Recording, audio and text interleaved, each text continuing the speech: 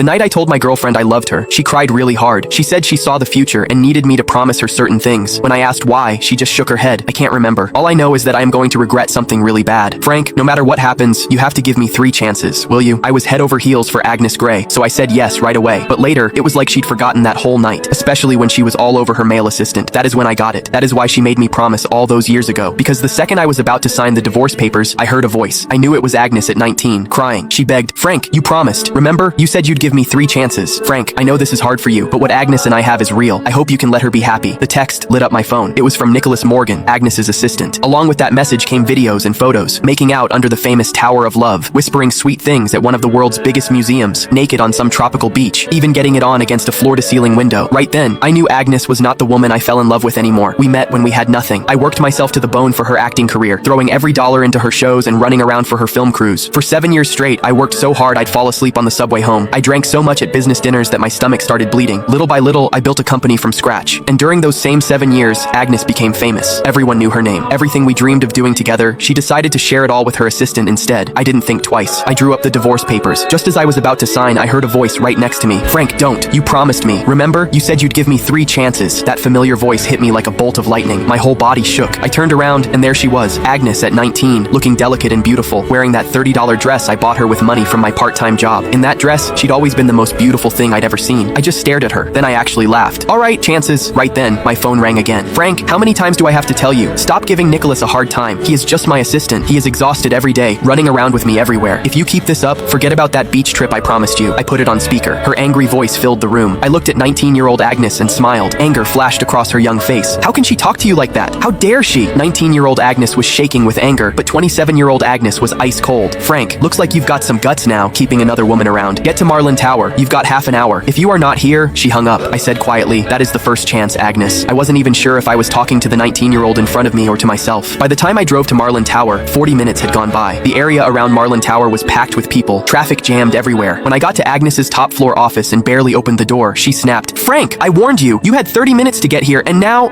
I cut her off, turned around, and flopped onto the couch like I didn't care. Nicholas was there too. He kept his head down, eyes all red, his right hand holding his left wrist. My attitude seemed to set Agnes off. She slammed her hand on the desk. Frank, what is with that attitude? You still won't admit you were wrong? But before I could say anything, Nicholas jumped in. Agnes, it is nothing really. Just a watch. Don't blame Frank. That just made Agnes angrier. But instead of yelling at him, she held back and softened her voice. How can you say it is nothing? He is so petty. He even tried to steal the birthday gift he gave you. Don't worry. I am not taking his side. Then she turned back to me, her voice sharp as a knife. Frank, I am giving you one